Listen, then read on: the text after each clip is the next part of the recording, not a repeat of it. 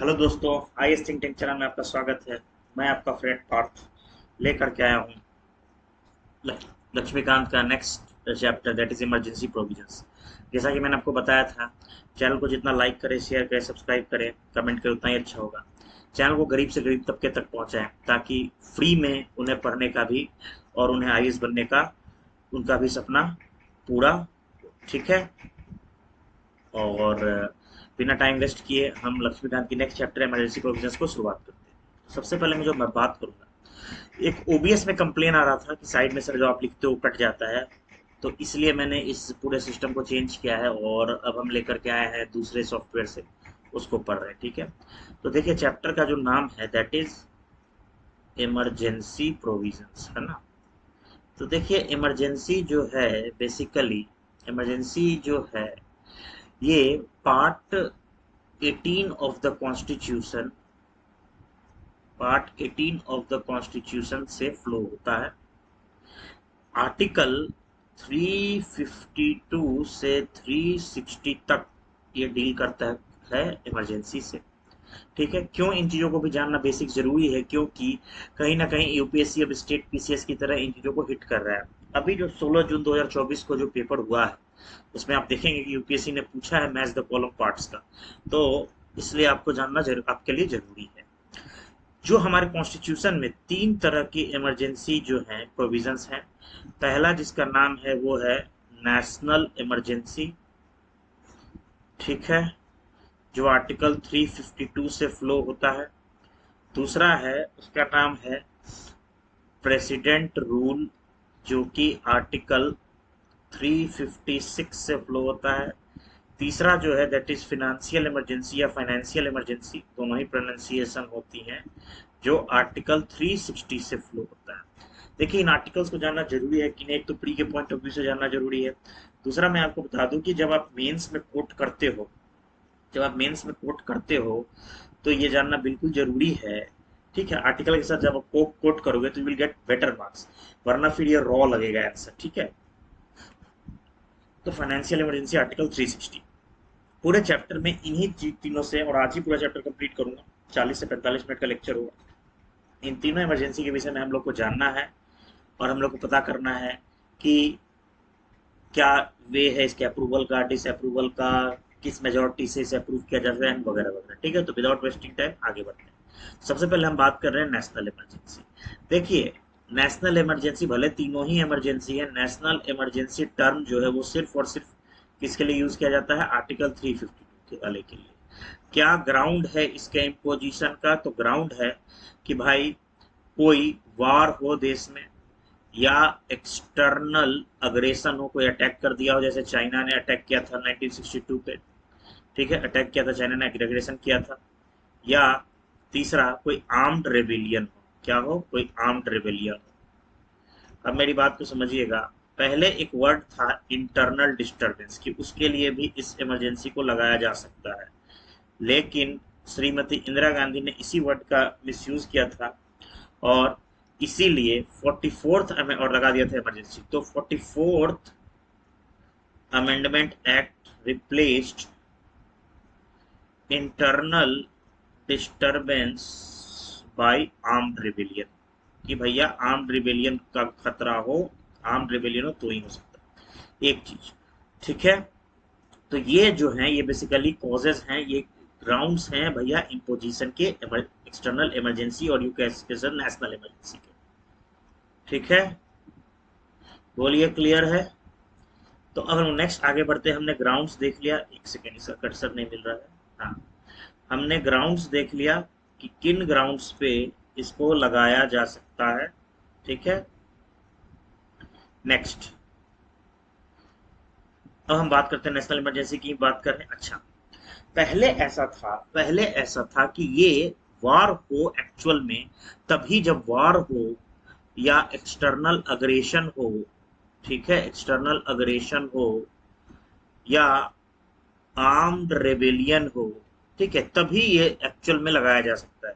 लेकिन आप जैसा कि देख सकते हो, 38 अमेंडमेंट एक्ट 1975 ने इवन थ्रेट को वैलिड कर दिया, इवन थ्रेड को वैलिड कर दिया कि अगर in war, external aggression, armed rebellion का खतरा भी है तो इम्पोज किया जा सकता है। ठीक है, किसने किया? 38th amendment 1970। ये सारे फैक्ट्स इंपॉर्टेंट जो बताते चल रहा हूँ। अब हु इम्पोजेस, आखिर कौन इम्पोज करता है? तो नेशनल इमरजेंसी जो है वो प्रेसिडेंट इम्पोज करते हैं on written recommendation of cabinet. Cabinet का रिटन रिकमेंडेशन होगा तो। अब ये एक गलती करने की जगह है। हम हमें होता है कि prime minister is the head of the council of minister और वो रिकमेंड कर दे तो लग जाएगा, ऐसा ही हुआ करता था। लेकिन फिर मैं बता दूं, श्रीमती इंदिरा गांधी ने इसका मिसयूज किया था और बिना कैबिनेट को बताए, कैबिनेट को अंधेरे में रखते हुए 3 जून 1975 को इमरजेंसी लगा दी थी। इसके वजह से फिर जब जनता पार्टी की सरकार आई तो उसने 44th अमेंडमेंट एक्ट 1978 के तहत, ठीक है, उसने कहा कि रिटन, उसने कहा कि भैया रिटन रिकमेंडेशन होगा किसका? कैबिनेट का, तभी लगा सकते हैं president emergency, not only on the aid and advice of prime minister although he is head of the council of ministers. बोलो ये बात सबको समझ में आई? ठीक है। दूसरी चीज मैं एक और बात बता दूं, पहले था कि जब नेशनल इमरजेंसी लगेगा होल कंट्री में लगेगा। किस में लगेगा? होल कंट्री में लगेगा। ठीक है। लेकिन 42nd अमेंडमेंट एक्ट में देखो, कभी भी यूपीएससी इनसे स्टैंडर्ड बना सकता है, इतने ज्यादा अमेंडमेंट्स में इमरजेंसी प्रोविजंस में।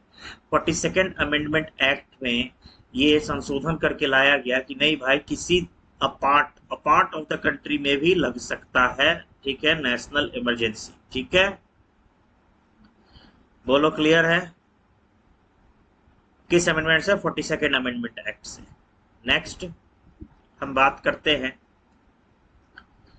कि कहां से ये प्रोविजंस ली गई हैं। देखिए, इमरजेंसी प्रोविजंस अलग जगह से ली गई हैं, और जो सस्पेंशन ऑफ फंडामेंटल राइट्स आप लोग को बताया था फर्स्ट चैप्टर में, जो suspension of fundamental rights during emergency है वो ली गई है जर्मनी के वेमार कॉन्स्टिट्यूशन से। किससे ली गई? याद रखिएगा, ये यूपीपीसीएस 2022 में पूछा गया था। ठीक है, जर्मनी के वीमार कॉन्स्टिट्यूशन से इसे लिया गया है। ठीक है, ये सारी बात मैंने आपको बता दी। ठीक, अच्छा, एक हमेशा से प्रश्न उठता था कि क्या जो नेशनल इमरजेंसी का इम्पोजिशन है आर्टिकल 352 के तहत, वो क्या चैलेंज किया जा सकता है, यानी जुडिशियल रिव्यू के तहत आता है कि नहीं, या इम्यून है जुडिशियल रिव्यू से? तो याद रखिएगा, जो मिनर्वा मिल केस था, है ना, मिनर्वा मिल केस था 1980, वेरी फेमस केस, 1980 का वेरी फेमस केस था। उसने कहा कि it is subject to judicial review, judicial review हो सकता है। उससे पहले एक अमेंडमेंट था 38th अमेंडमेंट एक्ट, उसने इसको ब्लैंकेट इम्यूनिटी देने की कोशिश की थी। ब्लैंकेट इम्यूनिटी किसे कहते हैं? जो ये देने की कोशिश करता है ब्लैंकेट इम्यूनिटी की वो सब्जेक्ट टू जुडिशियल रिव्यू नहीं है, लेकिन जुडिशियल रिव्यू के तहत वो आता है, ऐसा सुप्रीम कोर्ट ने माना। और आपसे अगर प्रीलिम से पूछा जाए कि क्या जुडिशियल रिव्यू आता है उसमें अलाउड है, तो बिल्कुल अलाउड है। ऐसा मिनर्वा मिल केस 1980 में एपेक्स कोर्ट यानी सुप्रीम कोर्ट ने कहा था। ठीक, नेक्स्ट अब हम बात करते हैं कि पार्लियामेंट्री अप्रूवल की क्या प्रोसेस है और क्या इमरजेंसी कैसे अप्रूव होता है। तो अप्रूवल ऑफ नेशनल इमरजेंसी, अगर मैं नेशनल इमरजेंसी की बात करूं अप्रूवल की, तो याद रखिएगा नेशनल इमरजेंसी को लगाने के विदिन 1 मंथ, विदिन 1 मंथ हो जाना चाहिए बोथ हाउसेस, दोनों हाउस, लोकसभा राज्यसभा दोनों से अप्रूवल हो जाना चाहिए, तभी वो वैलिड होगा विदिन 1 मंथ। इनिशियली ये 2 मंथ्स था, इनिशियली 2 मंथ्स के अंदर होना चाहिए था। ठीक है, चेंज्ड बाय, किसने चेंज किया? Changed by 44th amendment act 1978। देखिए, 44th अमेंडमेंट एक्ट में बहुत कुछ, जो श्रीमती इंदिरा गांधी की सरकार ने जो जो संविधान के साथ छेड़खानी की थी उसको बदलने की कोशिश की, और जिस तरह से संविधान के अंदर लूप होल्स को यूज करके इमरजेंसी लगाया गया था, उसको चेंज करने की कोशिश की, तो उसको जनता पार्टी की सरकार ने उन तमाम छेड़छाड़ जो संविधान के साथ हुआ था उसको करेक्ट करने और उन लूप होल को प्लग करने की कोशिश की, तो उसी के तहत 2 मंथ की जगह 1 मंथ का अप्रूवल दिया गया। अब प्रश्न उठता है कि सर अगर अप्रूवल लोकसभा डिसॉल्व हो जाए अप्रूवल होने से पहले, तो मीनवाइल राज्यसभा से मस्ट पास होना चाहिए, राज्यसभा से मस्ट पास होना चाहिए और मस्ट बी पास्ड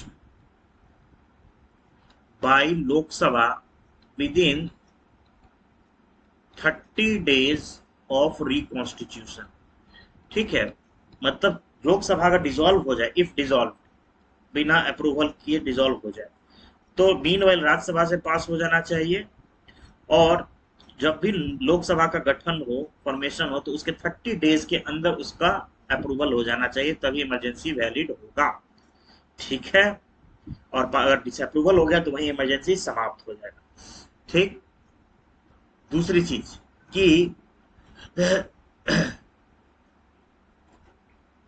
ये लोग जो अप्रूवल होता है Lok Sabha Rajya Sabha, that is done by approval by special majority. ये स्पेशल मेजोरिटी के द्वारा अप्रूवल होता है। स्पेशल मेजोरिटी क्या होता है मैंने आपको पहले ही बताया था, total membership of the house, total members of the house plus 2/3 present members present and voting. ठीक है, तो स्पेशल मेजोरिटी से होता है। अब नेक्स्ट बात आती है कि कब कितने दिन तक ये किया जा सकता है, तो याद रखिए कि हर 6 महीने में रिपीटेड अप्रूवल लेना होता है, हर 6 महीने में repeated approval within 6 months, हर 6 महीने में रिपीटेड अप्रूवल लेना होता है अगर आप इस इमरजेंसी को कंटिन्यू कराना चाह रहे हैं तो। और अगर वो हर 6 महीने में अप्रूवल हो रहा है दोनों हाउस ऑफ द पार्लियामेंट में, तो it can continue for indefinite time, indefinite time तक ये कंटिन्यू हो सकता है। और यही यहाँ लक्ष्मीकांत में लिखा, मैं आपको दिखा दूं, emergency continues for 6 months and can be extended to indefinite period. ठीक है, अगर हर 6 महीने में। ठीक है, पीरियोडिक अप्रूवल यानी रिपीटेड अप्रूवल जो था वो पहले नहीं था। पीरियोडिक अप्रूवल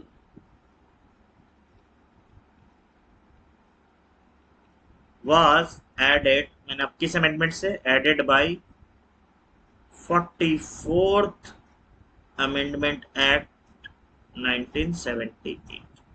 बोलिए क्लियर है? ठीक है, नेक्स्ट बात जो आती है, आप देख सकते हैं लेफ्ट साइड में मैं साथ के साथ लक्ष्मीकांत का रेफरेंस लेकर चल रहा हूं ताकि कुछ छूटे ना। देखिए, मुझे ये दिखाने से ज्यादा इंपॉर्टेंट है कि मैं बहुत विद्वान हूं कि आपका कोई लॉस ना हो, इसलिए मैं एक सेगमेंट में लक्ष्मीकांत को लेकर चलते रह रहा हूँ, एक सेगमेंट में मैं लिखते चल रहा हूँ ताकि कुछ छूटे ना।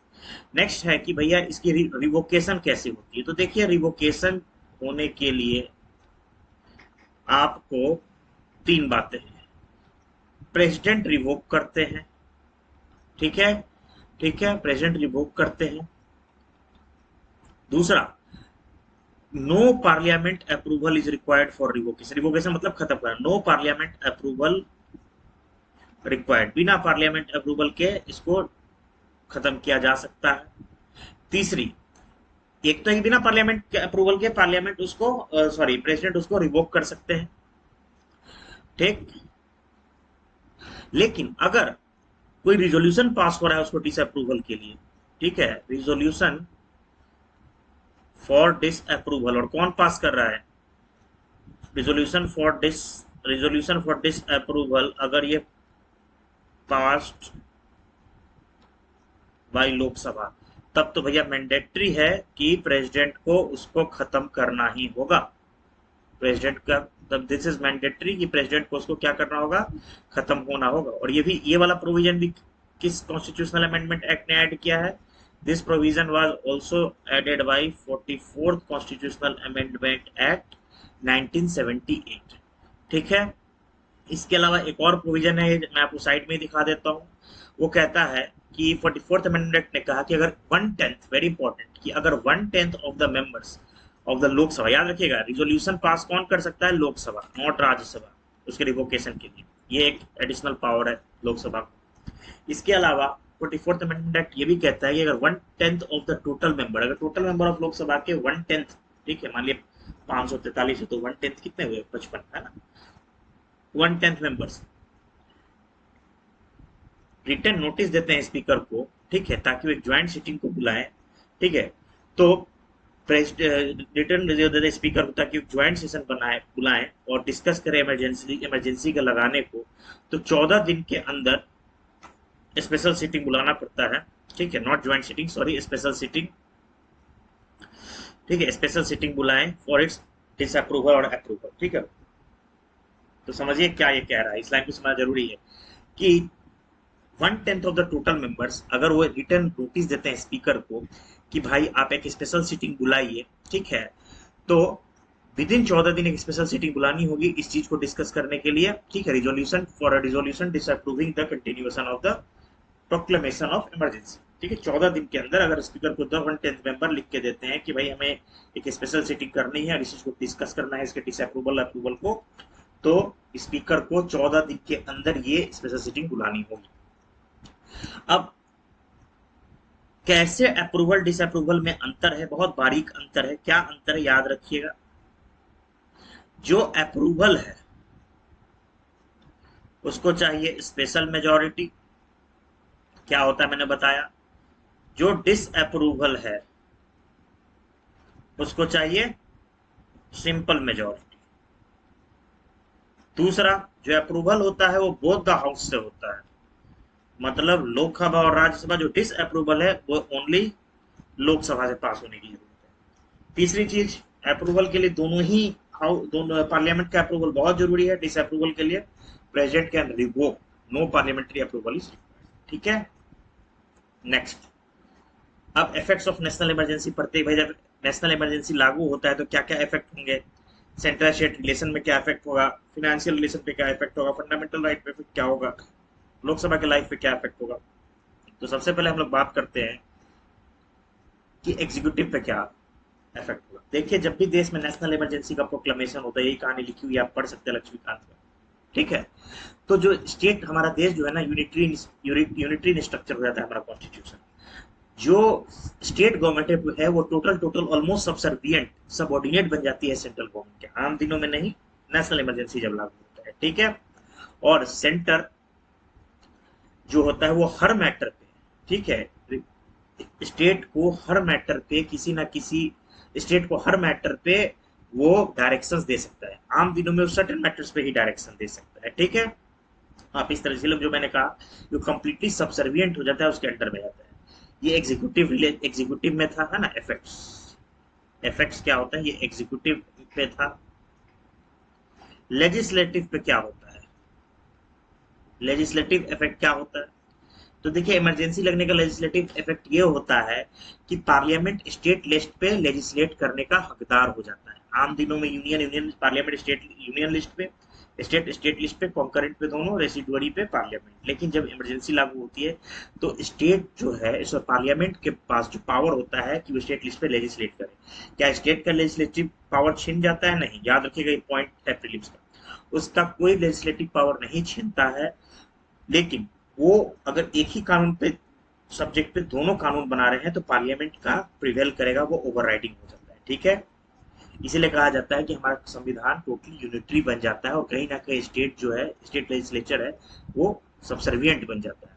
जो नॉर्मल डिस्ट्रीब्यूशन ऑफ पावर है वो इम्पैक्ट होता है, ठीक है, वो आप, ठीक है। स्टेट लेजिस्लेचर, याद रखिएगा, 2018 फिलिप्स में आया था, मैंने गलत किया था। स्टेट लेजिस्लेचर, ठीक है, स्टेट लेजिस्लेचर सस्पेंड नहीं होता है, ठीक है। State legislature is not suspended, important, जिसको विधानसभा कहते हैं। State legislature is not suspended, ठीक है, सॉरी, ये लिखा है स्टेट लेजिस्लेचर नॉट सस्पेंडेड, ठीक है। लेजिस्लेटिव पावर जो है, normal distribution of legislative power है, ठीक है, वो सस्पेंड रहता है। मतलब कि अब स्टेट, पहले नॉर्मल लेजिस्लेटिव पावर क्या है कि स्टेट पे बनाएगा, सेंटर पे लगाएगा, लेकिन वो सस्पेंडेड रहता है। पार्लियामेंट स्टेट सब्जेक्ट पे भी कानून बना सकता है, उसमें कोई दिक्कत की बात नहीं, ठीक है।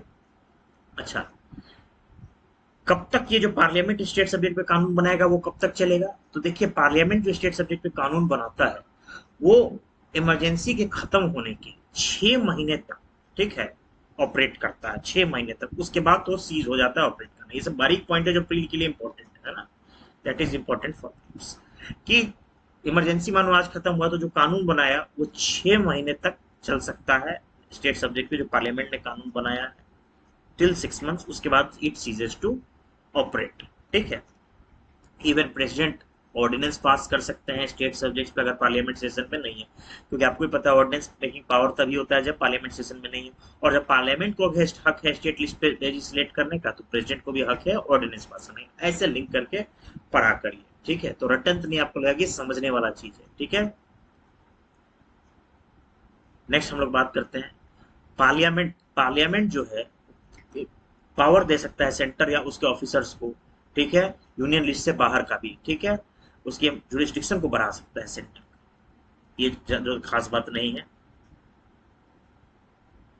लेकिन 42nd अमेंडमेंट एक्ट जो है, अब प्रश्न आता है कि जो ये डायरेक्शंस होती हैं, ठीक है, एग्जीक्यूटिव एंड लेजिस्लेटिव, ये क्या उन्हीं स्टेट में जहां इमरजेंसी लगा है, क्योंकि आपको बताया कि 42nd अमेंडमेंट एक्ट ने बदल दिया था कि देश के किसी हिस्से में भी इमरजेंसी लग सकता है, तो क्या उन्हीं, प्रश्न है कि क्या उन्हीं स्टेट में, जैसे मान लो सिर्फ मध्य प्रदेश में, तो सिर्फ मध्य प्रदेश में वो एग्जीक्यूटिव डायरेक्शन दे सकता है या बिहार और राजस्थान में भी दे सकता है।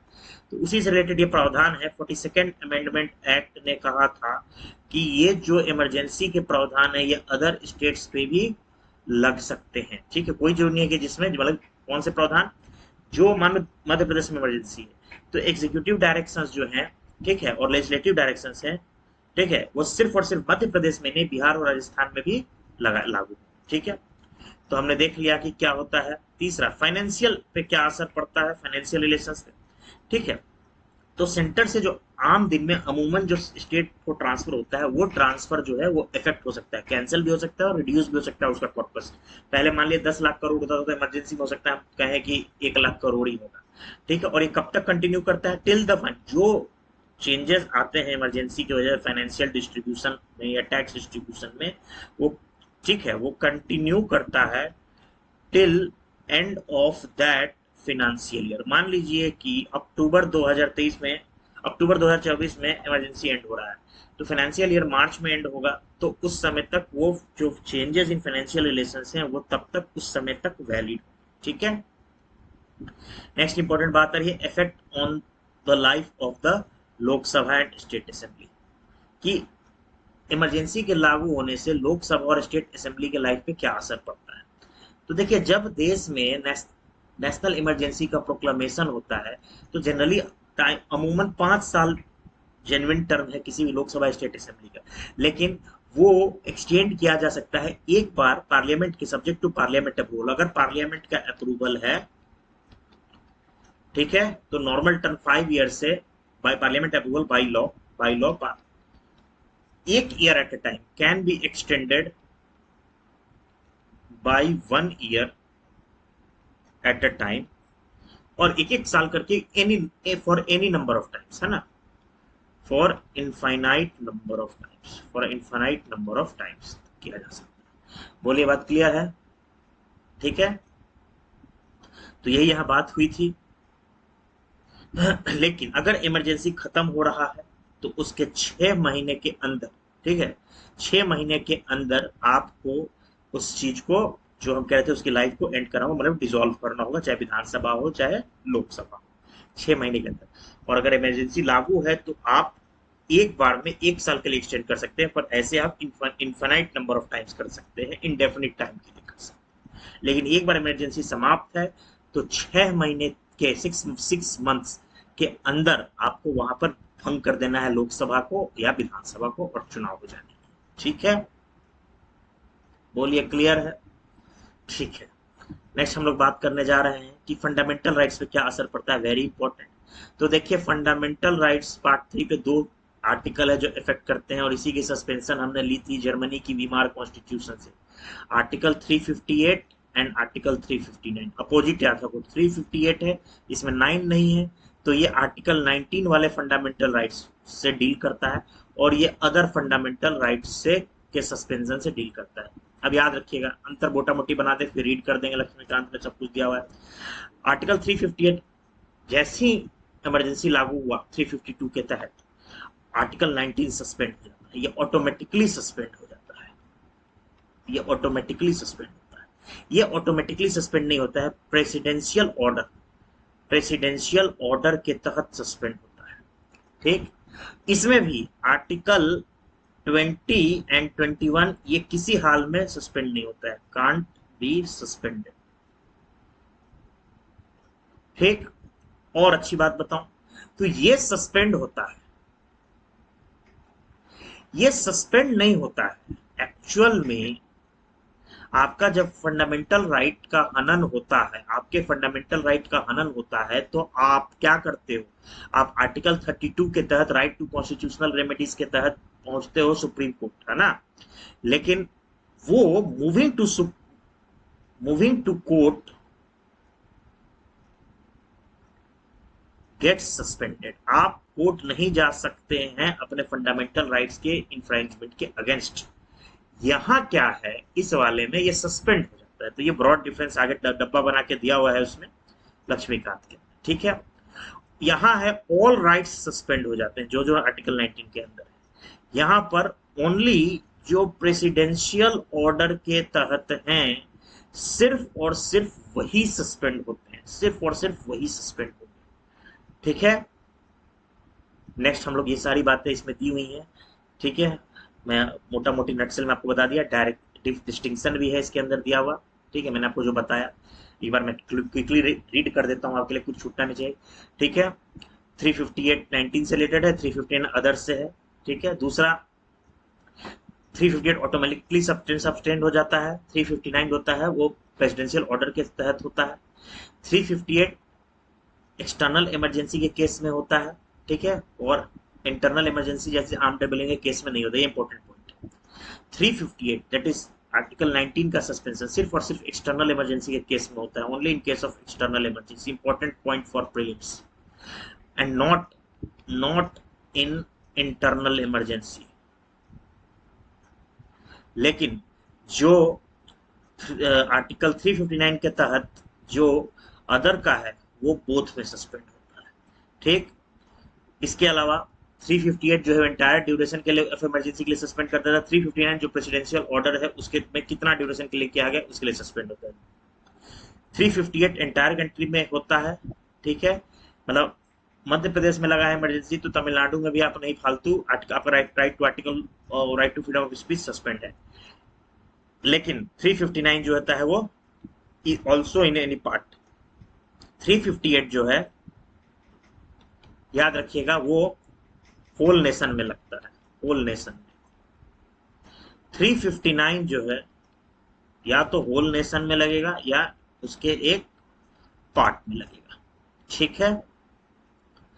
और मैंने आपको बताया 2021 में आप दो आर्टिकल 2021 को आप सस्पेंड नहीं कर सकते, ठीक है। और मैंने आपको बताया कि जो लिखा है last, article 358 enables state to make any law और एग्जीक्यूटिव इनकंसिडरेशन, वो चलो वो कोई खास बात नहीं है, वो आप समझ सकते हो, ठीक है। ये पूरी कहानी थी। कब कब डिक्लेरेशन हुआ ये हम देखते हैं। 1962 चाइना के साथ वॉर हुआ, 1971 पाकिस्तान के साथ वॉर हुआ, ठीक। 1975 में इंटरनल डिस्टर्बेंस की वजह से श्रीमती इंदिरा गांधी ने जेपी आंदोलन वाला केस की वजह से इमरजेंसी डिक्लेयर कर दिया था, ठीक है। ये सारी कहानी है। इसके अलावा शाह कमीशन एक प्रीलिम्स के इंपॉर्टेंट है, बनाई गई थी, ठीक है। जो 1975 की इमरजेंसी थी वो सही प्रिटेक्स्ट पे, सही कंडीशंस पे लगाई गई थी कि नहीं, और उसने पाया, शाह कमीशन याद किया, शाह कमीशन ने की वो जस्टिफाई नहीं था, शाह कमीशन, ठीक है। अब नेक्स्ट हम लोग बात करते हैं, दैट इज प्रेसिडेंट्स रूल। देखिए प्रेसिडेंट रूल क्या होता है। मेन पहला जो था वो बहुत लंबा है, अब इतना वो छोटे छोटे हैं, फाइनेंशियल इमरजेंसी तो बहुत ही छोटी है। प्रेसिडेंट रूल आर्टिकल 356 से लगता है, आपको ही पता होगा, आपके स्टेट में भी कभी लगा हो, मेरे स्टेट में तो लगा है बिहार में, जब दो पहली बार सत्ता परिवर्तन होने के चांसेस थे और आरजेडी की सरकार गई थी 2005 में, तो किसी को बहुमत नहीं आया था, तो प्रेसिडेंट रूल लगा था और वहाँ के गवर्नर बनाए गए थे सरदार बूटा सिंह, पंजाब से आए थे। और बिहार की हालत और खस्ता हो गई उस प्रेजेंट रूल के समय। और फिर जो नेक्स्ट चुनाव हुआ तो सत्ता परिवर्तन हुआ और पहली बार बीजेपी की जेडीयू के साथ, और पहली बार जो आज भी मुख्यमंत्री हैं श्री नीतीश कुमार पहली बार मुख्यमंत्री बने, जो एक बार 7वीं 8वीं बार भी शपथ ग्रहण का समारोह किए थे। एक मजाक का ही विषय बन चुका है। पर देखिए, नसीब कोई नहीं जानता, टाइम कैसे बदलता है। जिस माननीय मुख्यमंत्री नीतीश कुमार का चेहरा लटका हुआ था बीजेपी के साथ प्रदर्शन करते वक्त, उस उस नीतीश कुमार का लोकसभा चुनाव का रिजल्ट आते आप देखिए उनकी इंपॉर्टेंस इतनी बढ़ गई कि वो और चंद्रबाबू नायडू, जो लोग दोनों लोग हाशिए पे आ गए थे राजनीति के, अचानक से समय पलटा। इसलिए कहते हैं आप भी मेहनत करिए, कोई नहीं जानता है समय कब पलटेगा, है ना।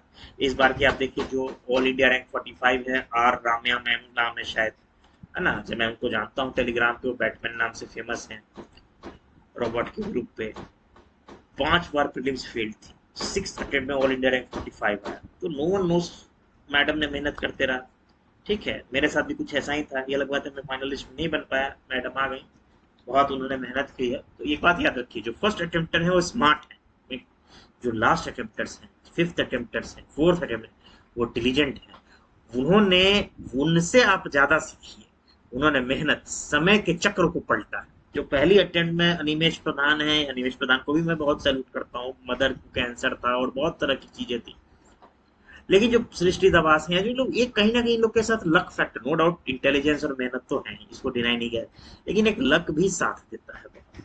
लेकिन जैसे जो लास्ट अटेम्प्टर्स हैं, 5th अटेम्प्टर्स हैं, वो they are epitome of labour, कि किस तरीके से उन्होंने डेडिकेशन शो करी है और लेबर शो किया है।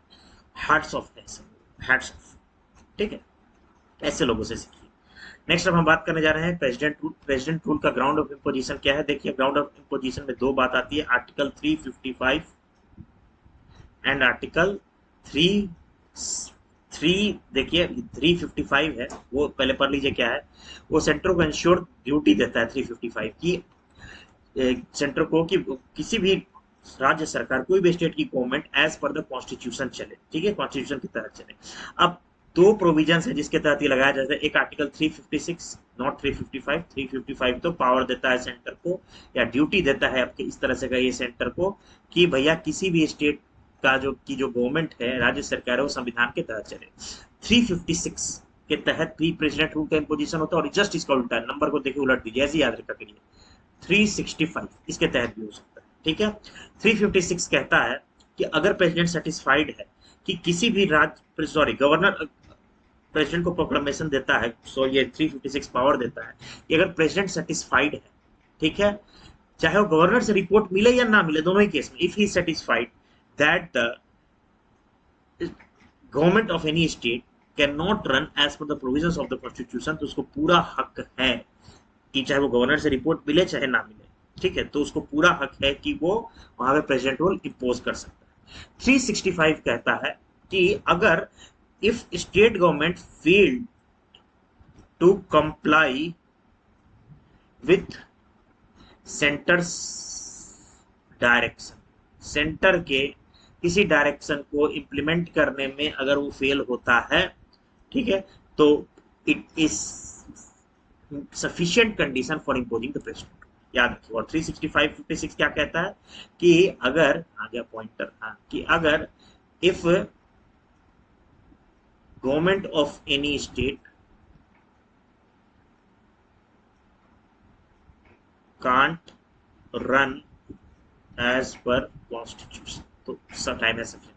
पार्लियामेंट अप्रूवल की मैं बात करूं तो देखिए, पार्लियामेंट अप्रूवल के लिए विद इन 2 मंथ्स, यहां विद इन 2 मंथ्स होना चाहिए पार्लियामेंट अप्रूवल के लिए। ठीक, सिंपल मेजोरिटी से होना चाहिए। नेशनल इमरजेंसी जो होता है वो स्पेशल मेजोरिटी से होता है, सिंपल मेजोरिटी चाहिए। Approval by both the house, approval by both the house होना चाहिए, that is Lok Sabha and Rajya Sabha. Simple majority से होना चाहिए, 2 मंथ में होना चाहिए। ठीक, रिपीटेड अप्रूवल होना चाहिए, repeated approval within 6 month, हर 6 महीने पे रिपीटेड अप्रूवल होना चाहिए। लेकिन रिपीटेड पीरियोडिक अप्रूवल से नेशनल इमरजेंसी को इंडेफिनिट लंबा खींचा जा सकता है, but can't be indefinite, can't be indefinite. ठीक है, तो कितने समय से? Maximum of 3 years. मैं फिर बता रहा हूं, this can be done for maximum 3 years. सिर्फ और सिर्फ मैक्सिमम 3 इयर्स से किया जा सकता है, ठीक है।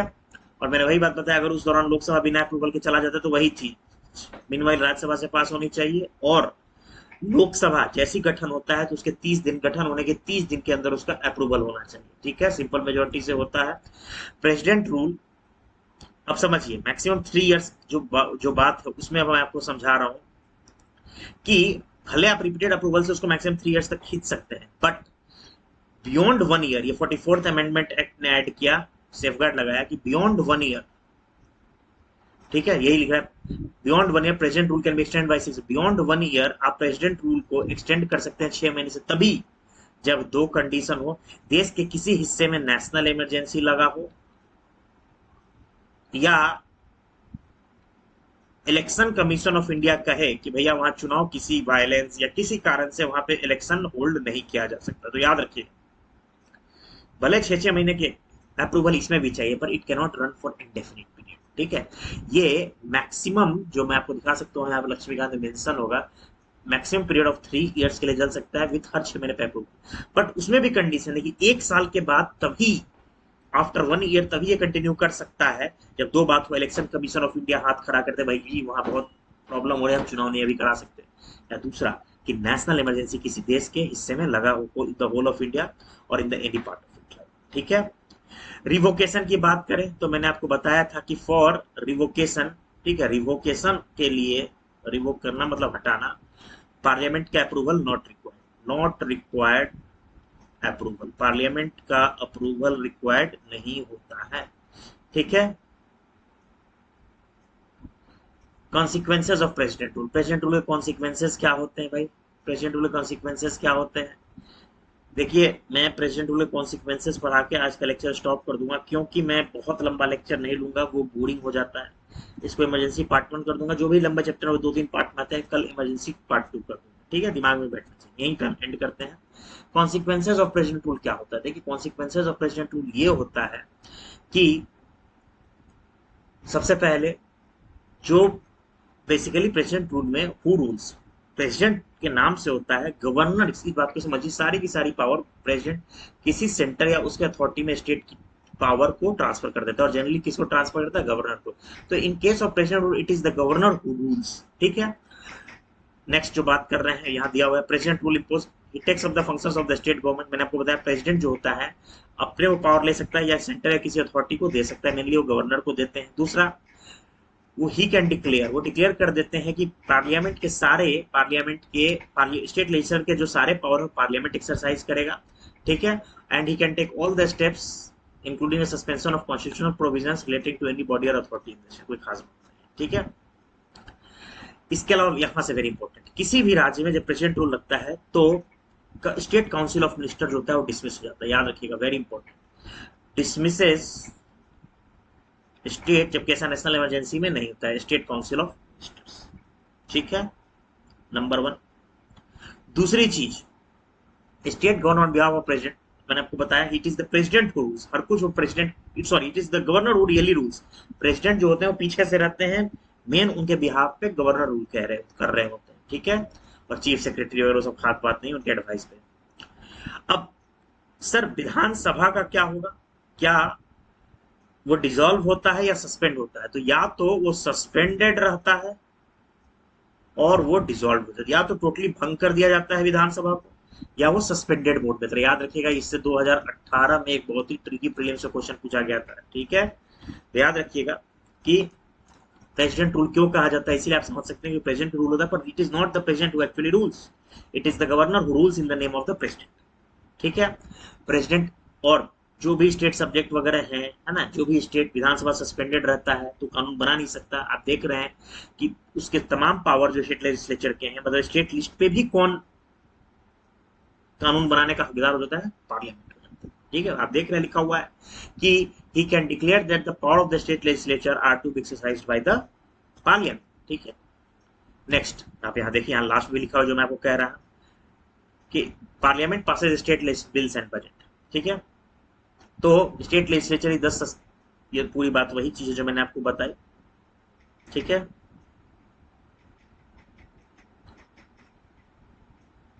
और एक और यहाँ इंपॉर्टेंट बात है, लास्ट पॉइंट, कि चूंकि प्रेसिडेंट रूल है और पार्लियामेंट काम कर रहा है स्टेट लेजिस्लेचर का, तो स्टेट लेजिस्लेचर जब नहीं काम कर रहा है तो पार्लियामेंट काम कर रहा है, और पार्लियामेंट सेशन में नहीं है, तो कौन ऑर्डिनेंस पास कर सकता है? It is the president. ये सारी बातें जो मैंने आपको बताई यहाँ में। नेक्स्ट जो है वो कंपैरिजन है किसका? नेशनल इमरजेंसी और state emergency, that is president rule का, ठीक है। उसके बाद आपको मैं कल यहाँ से बात करूंगा, और भी बहुत सारी चीज इसमें बात करनी है, ठीक है। तो हम लोग इसमें कल बात करेंगे, वरना लेक्चर बहुत लंबा हो जाएगा। कल एक छोटा सा लेक्चर आएगा 15-20 मिनट का, और ये पूरा का पूरी लेक्चर कर दो, ज्यादा लंबा लेक्चर नहीं बनाना। तो ठीक है, इसका पीडीएफ एक इकट्ठा कल शेयर हो जाऊंगा। देखिए चैनल को ग्रो कराइए, जितना लाइक करें, शेयर करें, सब्सक्राइब करें, उतना अच्छा होगा। आने वाले टाइम में मंडे को मैं how to write a good essay, देखिए ये कोर्स पूरा 2025 एंड बियॉन्ड के लिए डिजाइंड है। अब रेगुलर आएगा लेक्चर, बीच में इस वीक बहुत कम लेक्चर्स आए हैं, इलेक्ट्रिसिटी प्रॉब्लम बहुत थी, सो ही नहीं पा रहे थे क्या लेक्चर डालेंगे, ठीक है। और एक तरफ हिस्ट्री ऑप्शन चल रहा है, जल्द करंट अफेयर आएगा, तो अभी इस हिसाब से चलेगा कि एक दिन जीएस चल रहा है, एक दिन ऑप्शनल और करंट अफेयर में स्विच होते रहे, ठीक है। अभी पॉलिटी से शुरू किए हैं, फिर जीएस में, बीच बीच में मेंस के भी लेक्चर आते हैं, अभी प्री वाइज चल रहा है। फिर पॉलिटी के बाद स्लोली स्लोली आएंगे आपका इकोनॉमिक्स लेके आऊँगा, फिर ज्योग्राफी लेकर आऊँगा, इस तरह से फिर इथिक्स भी लेकर के आऊँगा, एंड सो ऑन। सारे 1-1.5 साल के अंदर सारा कुछ आगे बढ़ जाएगा, ठीक है। तो इसी के साथ मैं आज आपसे विदा लेता हूँ। चैनल को जितना लाइक करें, शेयर करें, सब्सक्राइब करें, उतना अच्छा है। गरीब तबके तक इसको पहुँचाएं। टेलीग्राम ग्रुप से आप इसका पीडीएफ एक्सेस कर सकते हैं। इसी के साथ गुड नाइट, सब्बा खैर, शुभ रात्रि, बाय बाय।